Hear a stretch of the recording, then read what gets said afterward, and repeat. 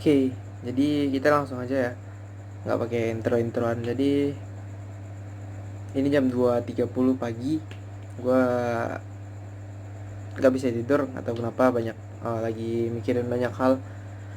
Dan gue coba aja buat ya latihan lah, latihan ngomong ke kamera.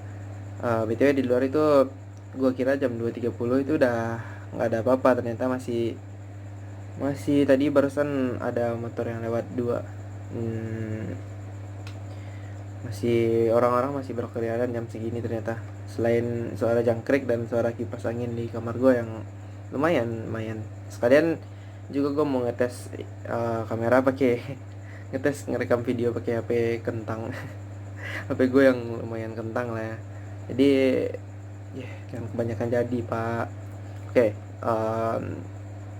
sebenarnya nggak ada topik khusus sih, gue cuma mau bahas apa ya, apa yang sedang gue rasain.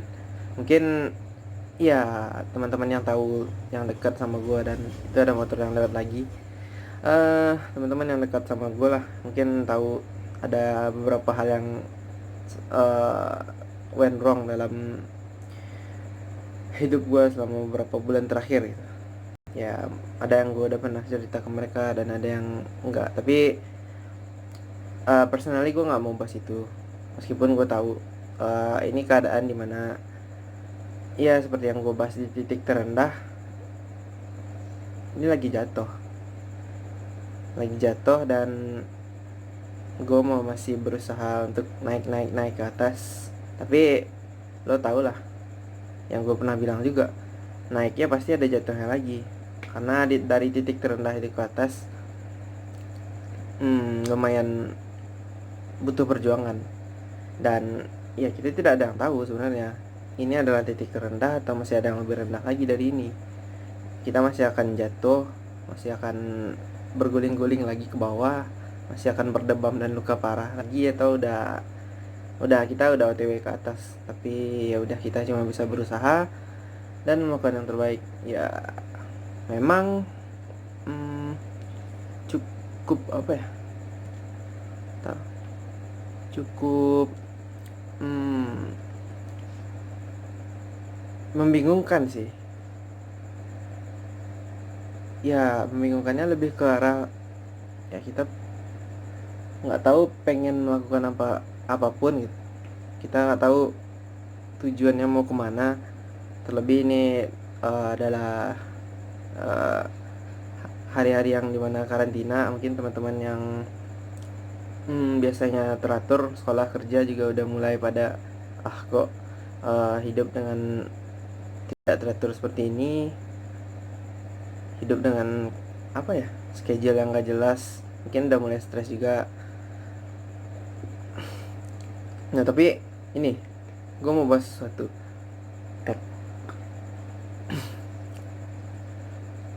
Kadang-kadang tuh gue berpikir bahwa secara teori gue tahu gue harus melakukan apa, gue harus memotivasi diri gue seperti apa. Gue kan sering ngirim-ngirim quotes tuh, bikin-bikin quotes kan, jam di akun NV juga udah banyak yang gue hapus-hapusin, gue bikin-bikin lagi. Ya tujuannya itu untuk memotivasi diri gue, dan gue benar-benar tahu apa yang gue butuhin kalau gue lagi misalnya lagi sedih atau lagi bingung, lagi pusing, lagi itu. Tapi entah kenapa ada waktu-waktu dimana ya secara teori lu tahu, prakteknya nggak bisa aja diimplementasikan gitu. Kita harus berpikir positif, misalnya kita harus tetap semangat, nggak boleh nyerah. Ya gue tahu itu mungkin baik, dan itu yang harusnya gue lakukan, tapi secara prakteknya nggak semudah itu. Ya namanya gue belajar ngomong ke kamera ya, mungkin ngomong yang terbaik itu curhat sih, yang paling enak dan yang paling nggak pakai skrip, jadi nggak perlu mikirin apa-apa kan. Ya mungkin kalau misalnya nanti privacy sekali mungkin nggak gue upload lah. Yang penting gue belajar aja ngomong sama kamera kan, soalnya gue susah kan ngomong sama kamera, apalagi one take langsung ngomong sama kamera, langsung sekali ambil gitu. Jadi gue akhirnya mencoba tuh merunut apa sih masalah yang sedang gue hadapi, dan ya gue bisa bagi itu menjadi beberapa poin sih, mungkin gue bakal jelaskan. Bukan untuk gue curhat tentang keburukan orang lain, tidak, tapi gue berusaha gitu, apa ya, agar masalah-masalah ini ada solusinya, dan teman-teman yang mungkin belum merasakan itu setidaknya ada punya pegangan lah. eh yang pertama, yang paling pengen gue bahas adalah keluarga. Nah, gue pengen bicara sedikit sih tentang eh, keluarga ini, gimana gimananya. Dan yang pertama, masalah yang paling sering terjadi dan menggoyangkan keluarga itu adalah broken home pastinya. Broken home itu ya apa ya? Ya kalau definisinya mungkin teman-teman udah tahu sih. Tapi broken home itu adalah sesuatu yang nggak bisa kita, apa ya, nggak bisa buat kita tolak gitu, dan kita nggak bisa juga milih kita ingin lahir dari keluarga yang mana gitu. Jadi broken home itu adalah variabel yang benar-benar itu akan terjadi kepada kita, dan kita tidak bisa mengubahnya gitu. Jadi hmm, ya itu menjadi pelajaran juga sih bagi kita gitu kan, bagi teman-teman yang mungkin pernah merasakan eh, gimana rasanya menjadi berada dalam keluarga yang broken home. Ya mungkin tahulah, dan gue harap teman-teman bisa apa ya, melakukan sesuatu seminimal-minimalnya nanti ketika teman-teman memutuskan untuk berkeluarga, teman-teman akan tahu bahwa dampaknya broken home itu tidak bagus. Dan ini kata teman gue sih, gue pernah cerita sama teman gue, dia kan broken home dari kecil gitu, dan dia mengatakan bahwa ya nggak gampang sih. Dia kalau nggak salah tuh 15 tahun atau berapa gitu, dia tuh akhirnya jadi orang yang temperamen, yang benar-benar susah buat nahan emosinya, dan dia terus belajar. Sekarang sih katanya udah bisa, dia udah menjadi seorang yang cukup dewasa untuk bisa menahan emosinya, dan dia cukup menyayangkan juga banyak apa ya, paradigma di luar sana yang mengatakan bahwa ya anak broken home itu nggak bagus. Katanya gitu sih, dia cerita sama gue kan. Gue ya lumayan lah dia cerita sama gue. Dan ada bahkan orang-orang tua di luar sana yang melarang anaknya untuk bergaul sama teman-teman yang broken home. Jadi karena dampak yang segila itu, gue berpesan sih kepada teman-teman semua, jika teman-teman nanti ada di posisi orang-orang tua, apa ya, calon orang tua, berpikir lagi lah untuk kalau teman-teman mau apa ya, mengakhiri hubungan atau merusak hubungan teman-teman dengan pasangan teman-teman sendiri, karena efeknya bukan hanya teman-teman yang rasakan, tapi juga keluarganya dari teman-teman yang akan teman-teman buat nanti. Yang kedua, masalah yang paling umum dari keluarga itu adalah ya komunikasi. Bagaimana broken home pun terjadi sebenarnya, mostly itu karena komunikasi ya, komunikasi yang nggak lancar antara kita dan pasangan, dan anak dan orang tua misalnya. Dan itu adalah hal yang paling krusial sih, karena menurut gue ya keluarga itu adalah orang yang harusnya paling bisa menerima kita apa adanya, paling adalah tempat teraman kita untuk pulang. Kalau kita apa ya, merasa patah atau hancur dengan kehidupan di luar sana, kita punya rumah untuk pulang. Tapi kan beberapa orang tidak mendapatkan itu. Dia Orang-orang itu akhirnya mencari tempat-tempat pelarian lain, karena rumah bukan problem solver buat mereka gitu. Ya ya aja terus. Jadi seperti itulah. Ya, gue berharap ya masalah di keluarga sih sesimpel itu aja. cuman hanya komunikasi ya, karena pada dasarnya tidak ada keluarga yang akan saling benci keluarga yang lain, keluarganya sendiri selama dia masih normal. Cuman kadang orang mengungkapkan rasa sayangnya dengan berbeda-beda. Kadang memang bukan apa ya, bukan selalu dengan berkumpul dan berbagi cerita bersama kita akan merasa memiliki keluarga gitu. Apa ya, ya udah sih, mungkin itu sih ya masalah keluarga yang mungkin bisa menyebabkan, ya masih ada yang melewat kan, udah mau jam 3 padahal. Enggak lebay sih. Iya. Masalah keluarga ya, jadi itu pertama yang mau gue bahas, yang mau gue curhatin juga boleh sih, tapi gue nggak mau curhatin keluarga gue karena ya udahlah, begitulah gitu. Dan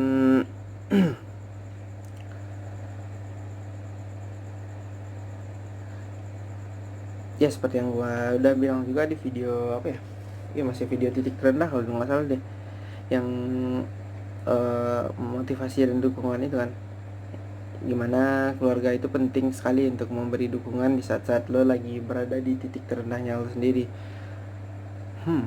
Ya udah nih, ya mungkin untuk keluarga itu aja.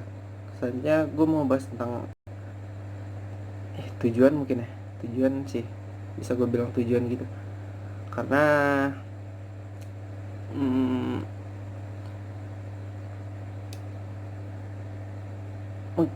mungkin salah satu penyebab dari stres itu adalah kita tidak tahu tujuan kita mau ngapain, atau kita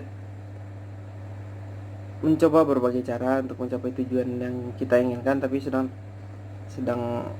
stuck aja, sedang buntu aja jalannya gitu. Dan itu mungkin terjadi kepada banyak orang, tidak terkecuali pada gue gitu. Gimana ada titik-titik gimana kita merasa bahwa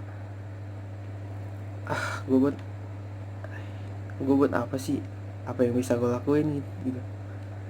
Tapi dari pertanyaan itu kita pun belum bisa mengambil langkah atau mengambil sesuatu yang benar-benar kita mau lakuin, karena emang apa ya, semuanya menjadi negatif aja sih, menjadi tidak seperti yang kita rencanakan.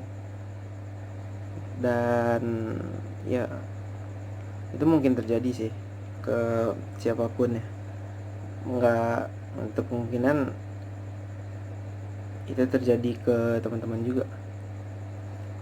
Selanjutnya apa ya, apalagi sih, apa yang tadi gue bahas, padahal tadi banyak kok sih yang mau gue bahas, tapi emang ya susah aja ngomong ke kamera gitu. Ini aja gue udah di laptop main-mainin layar laptop yang buka YouTube, tapi cuma main-mainin di homepage-nya aja biar gue nggak tegang gitu kan. Kadang gue ngeliat ke YouTube, kadang ngeliat kamera. Apa lagi ya? Oh iya, berkaitan dengan hal-hal yang nggak bisa kita lakuin tadi, kadang ya itu penyebab stres yang udah gue bilang tadi ya.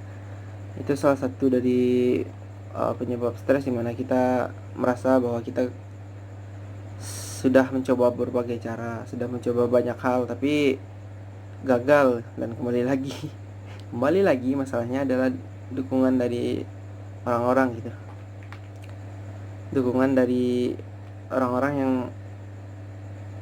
apa ya, kalau bahasa gue itu orang-orang yang pantas kita bahagiakan, yang akan berarti kalau kita bahagian mereka.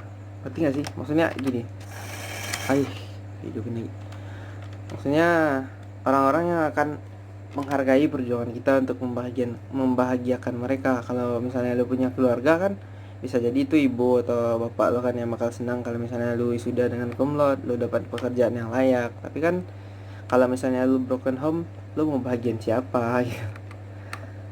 Jadi gitu, pasangan juga nggak ada, jomblo kayak gini.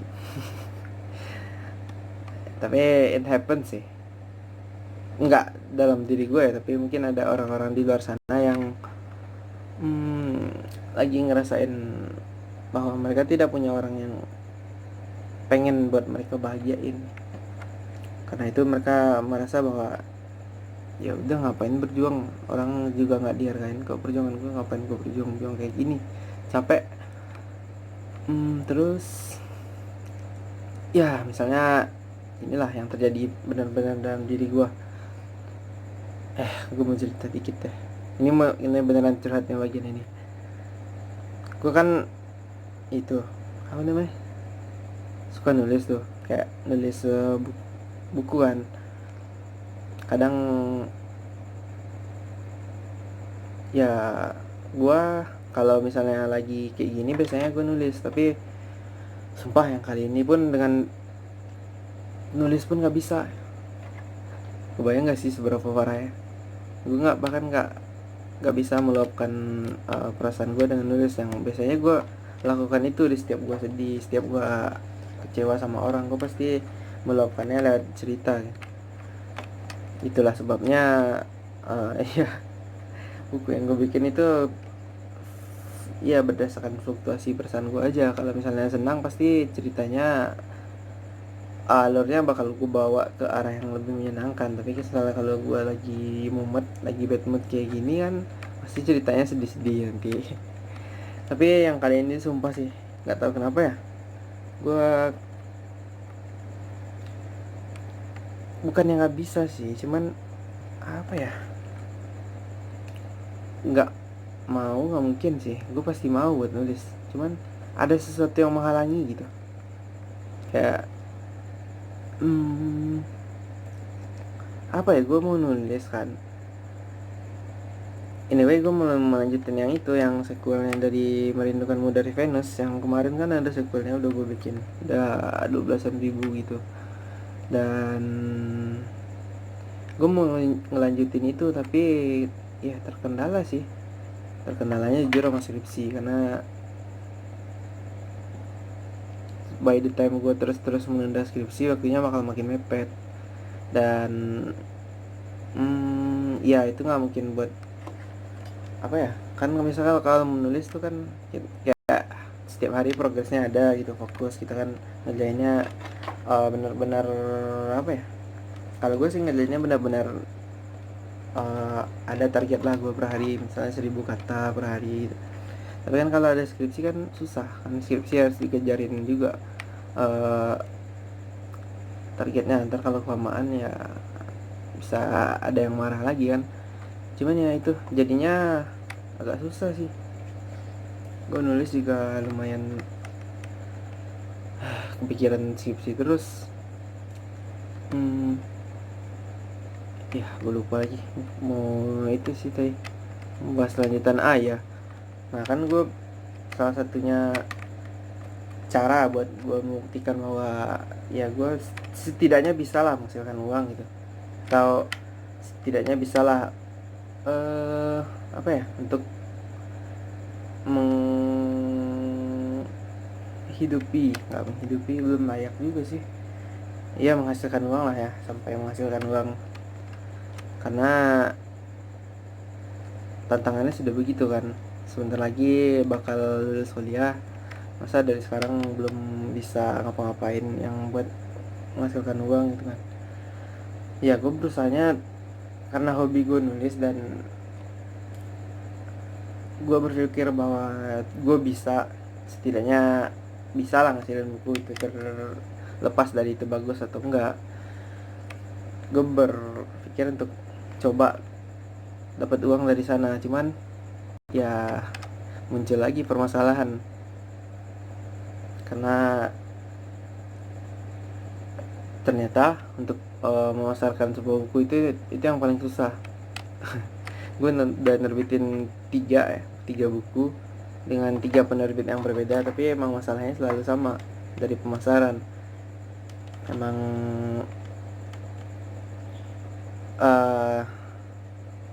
sampai di proses tulis dan menerbitkannya sih gue bisa gitu. Gue cukup pede bahwa gue bisa ngelakuin, cuman ketika udah masuk ke tahap yang jual-jual itu lumayan susah, lumayan, karena itu bukan kontrolnya, bukan dari diri gue sendiri kan. Pemasaran itu pasti yang mengontrolnya adalah teman-teman yang mau baca. Oke, gue selalu bilang, selalu berpikir positif bahwa yang baca buku di Indonesia itu masih banyak. Buktinya penulis-penulis besar itu masih nulis buku dan nerbitin buku setiap tahun. Tapi emang nggak bisa dipungkiri, generasi-generasi milenial sekarang itu lebih tertarik dengan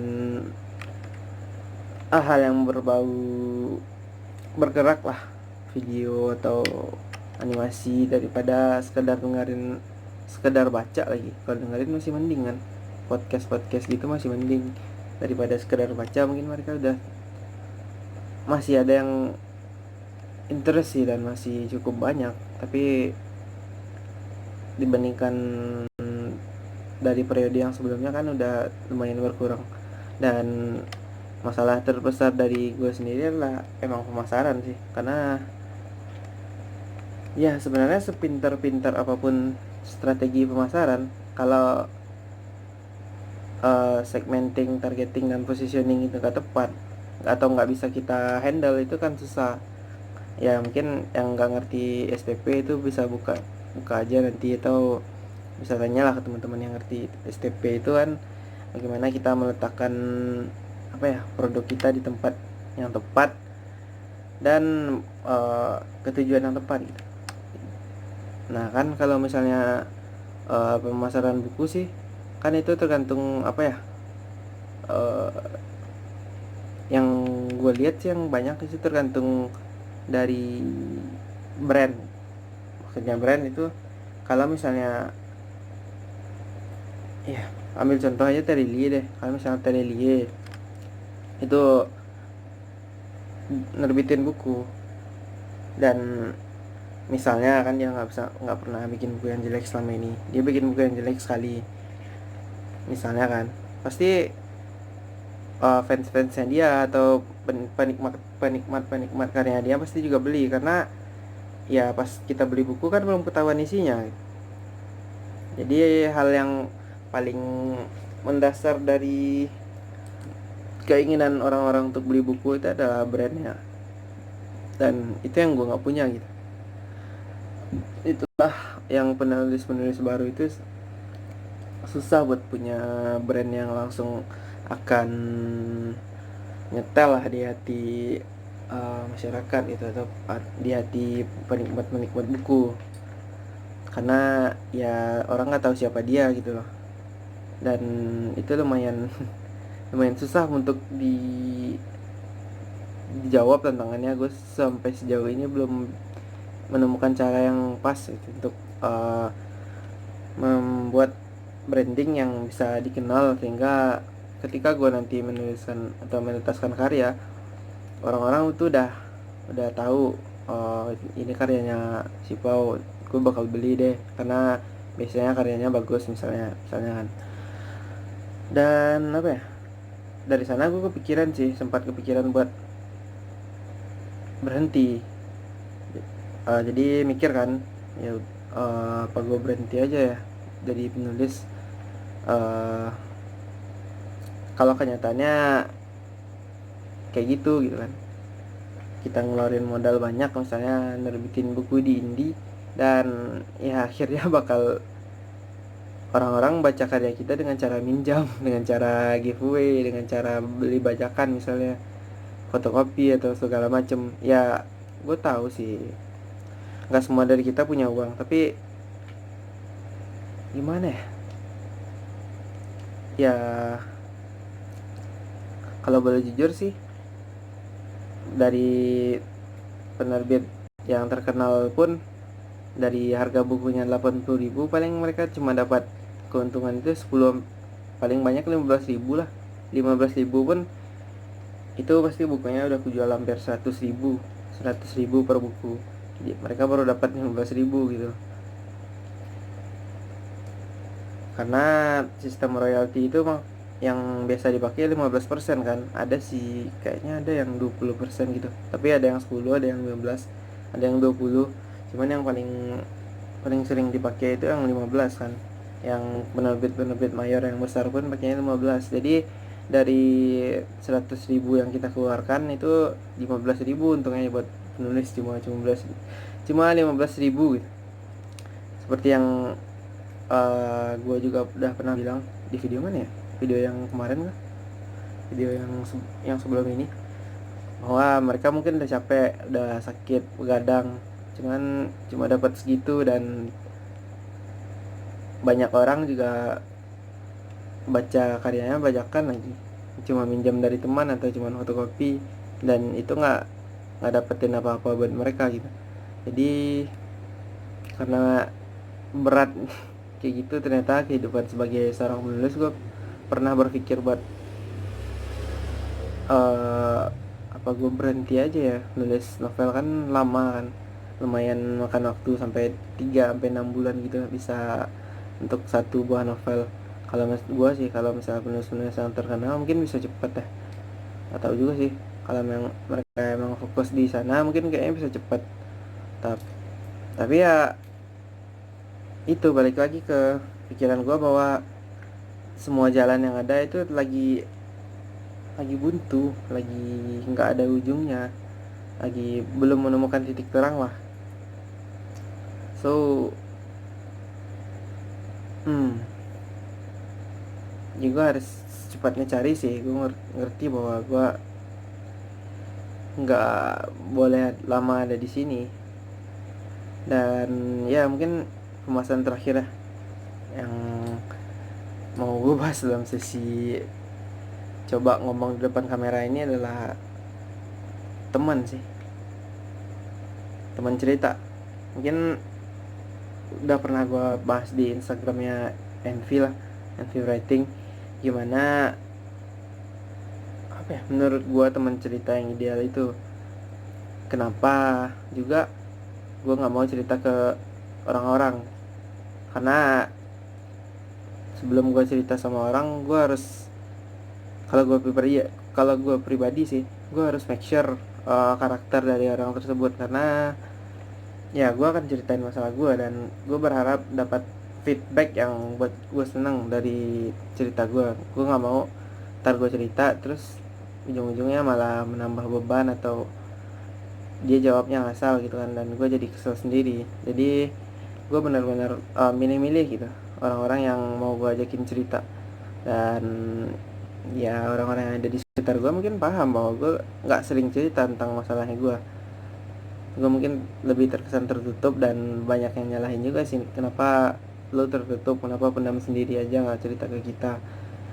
Itulah alasannya, karena gue benar-benar milih yang emang gue bisa nyaman ngobrol sama dia, emang bisa gue tahu karakternya seperti apa, dan gue tahu dia bisa nolongin gue, baru gue bisa cerita sama dia kan. Ya, dan apa-apa tentang teman cerita itu udah gue bahas sih sedikit banyak di Instagramnya Envy. Lo tinggal search aja. Jadi mungkin itu aja ya. Gue ternyata lumayan masih banyak yang diperbaiki dari ngomong langsung di depan kamera dengan one take kayak gini. Mas, terima kasih juga yang udah dengerin curhat gue malam ini. Udah malam dan gue belum tidur sama sekali, karena cukup banyak hal yang ya terfikirkan sama otak gue, dan gue baru aja nonton curhatan orang juga di video sih, jadi lumayan ke bawah aja gitu. Oke, suara jangkriknya udah masih sama, suara kipas di kamar gue juga masih sama. Mungkin itu aja lah dari sedikit yang gue bisa ceritakan malam ini lah gitu. Semoga ada hikmahnya, dan sekali lagi gue tekankan, gue nggak cerita biar lo kasihan sama gue, biar lo pengen bantuin gue, nggak. Tapi ya kalau ada pelajaran yang bisa diambil, monggo. Kalau nggak juga terima kasih udah menghabiskan kuotanya selama beberapa menit, udah mau berapa ya, udah lumayan lama sih. Dan sekaligus ngetes rekaman pakai HP kentang, HP Samsung M30s gue. Mungkin kita akan berjumpa lagi di video selanjutnya. Kayaknya bukunya udah datang dan gue akan unboxing sekaligus first look ya. Oke, terima kasih yang udah mendengarkan. Jangan lupa subscribe dan juga follow Instagram and writing and politics, and bye bye.